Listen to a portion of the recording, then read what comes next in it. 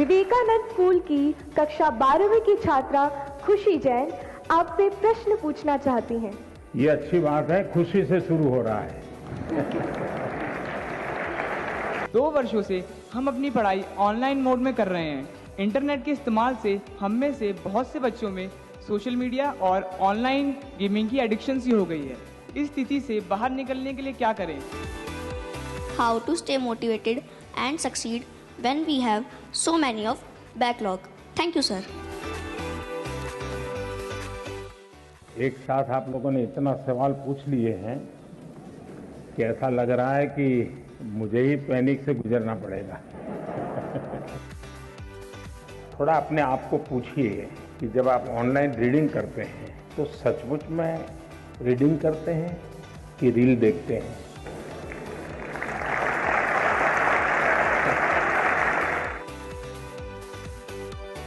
जो चीजें ऑफलाइन होती हैं वही चीजें ऑनलाइन भी होती हैं। इसका मतलब है कि माध्यम समस्या नहीं है, मन समस्या है।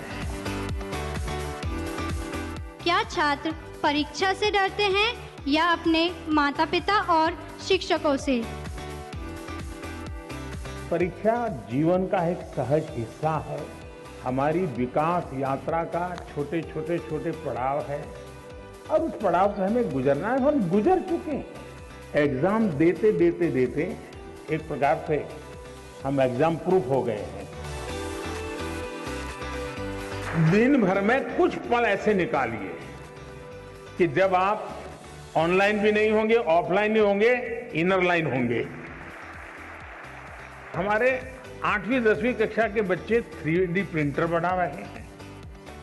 आनंद आ रहा है कि हमारे 8वीं 10वीं कक्षा के बच्चे वैदिक मैथमेटिक्स का ऐप चला रहे हैं और दुनिया भर के स्टूडेंट उनसे सीख रहे हैं। मैं परीक्षा संबंधी तनाव से कैसे निपटूं? अगर मेरे अंक अच्छे नहीं आए तो क्या होगा? कि आप कभी एग्जाम को ही एक चिट्ठी लिख दो, हे डियर एग्जाम, और उसको लगो अरे तुम क्या समझते हो, मैंने ये तैयारी की है, मैंने ये तैयारी की है, मैंने ये मेहनत की है, मैंने इतना प्रयास किया है, मैंने ये पढ़ा है, मैंने ये लिखा है, मेरी इतनी नोटें भरी हुई है, मैं टीचर के साथ इतने घंटे बैठा हूं, मैंने मम्मी के साथ इतना समय बिताया है, मैं मेरे पड़ोसी की छात्र ने अच्छा काम किया तो उसके जाकर अरे मैं इतना सीख करके आया हूं, तुम कौन होते हो मेरा मुकाबला करने वाले?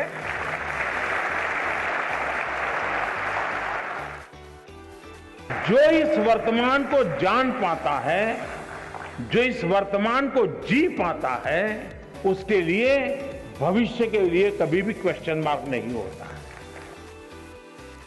इसका मतलब कि आप पर प्रेशर है टीचर का, आप पर प्रेशर है पेरेंट्स का, और इसलिए आपको उलझन है कि मैं मेरे लिए कुछ करूं कि उनके कहने पर करूं।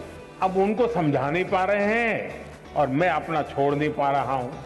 ये आपकी चिंता मैं महसूस कर रहा हूं। मुझे समाज से भी यही आग्रह है कि आप बेटे बेटी में कोई अंतर मत कीजिए, दोनों को समान अवसर दीजिए। और मैं कहता हूं शायद समान इन्वेस्टमेंट से ही, समान अवसर से ही अगर बेटा 19 करेगा तो बेटी 20 करेगी। अगर मैं मेरे कर्तव्यों का पालन करता हूं मतलब कि मैं किसी के अधिकार की रक्षा करता हूं। हमारे देश में किसी को अपने अधिकारों के लिए लड़ना न पड़े, ये हमारा कर्तव्य है और उस कर्तव्य का उपाय भी हमारा कर्तव्यों का पालन है। अगर हम कर्तव्यों का पालन करते हैं, हमारे लिए जो जिम्मेवारियां हैं उसको पूरा करते हैं।